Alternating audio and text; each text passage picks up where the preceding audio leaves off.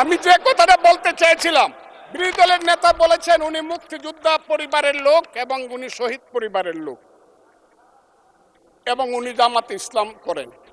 এটা ডাবল অপরাধ।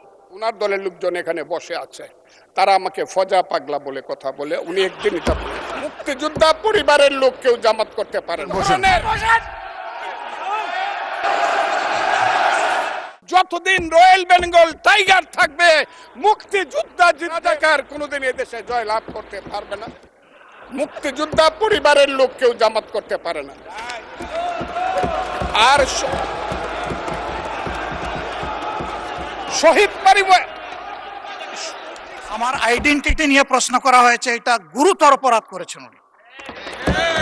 2 নম্বর, উনি বলেছেন কোনো মুক্তিযোদ্ধা কিংবা শহীদ মুক্তিযোদ্ধা পরিবারের কেউ জামাত ইসলামী করতে পারে না।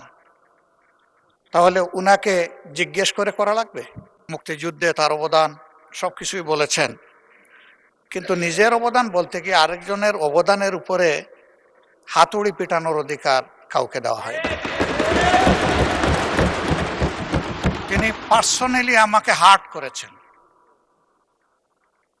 তিনি বলেছেন যে আমি বলে থাকি আমি শহীদ মুক্তিযোদ্ধা পরিবারের সদস্য। তাহলে ইনি এটাকে চ্যালেঞ্জ করছেন।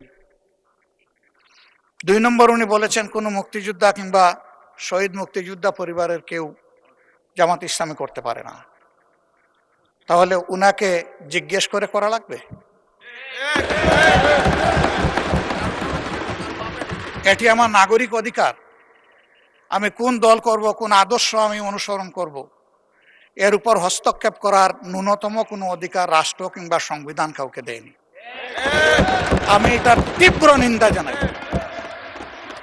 আমার আইডেন্টিটি নিয়ে প্রশ্ন করা হয়েছে, এটা গুরুতর অপরাধ করেছেন উনি।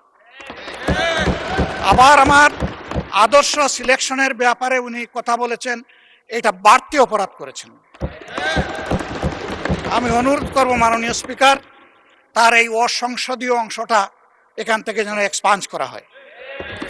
শেষে গিয়ে উনি, আমরা কুলা মনে এই সংসদকে ফাংশনিং করার জন্য বর্তমান জ্বালানি অব্যবস্থাপনা সংকট যেটাই বলি, সেইটার ক্ষেত্রে আমরা এগিয়ে এসেছিলাম। খোলা মনে কথা বলেছি, নোটিশ নিয়ে আলোচনা হয়েছে এবং পরের দিন এসে মাননীয় প্রধানমন্ত্রী একটা প্রস্তাব দিয়েছেন, আমরা সাথে সাথে এটা গ্রহণ করেছি। তিনি এইটাকে শেষ পর্যন্ত কনক্লুশন টানলেন কি দিয়ে? হ্যাঁ, যার মগজ যেরকম তার কনক্লুশন হবে সেটা।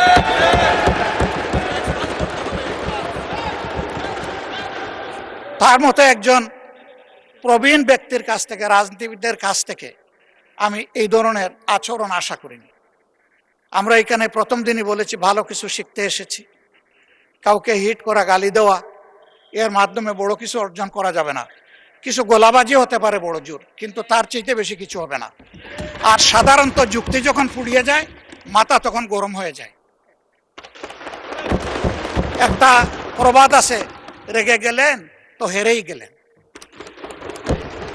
আমরা সবাই মিলে হারতে চাই না, আমরা সবাই মিলে জিততে চাই।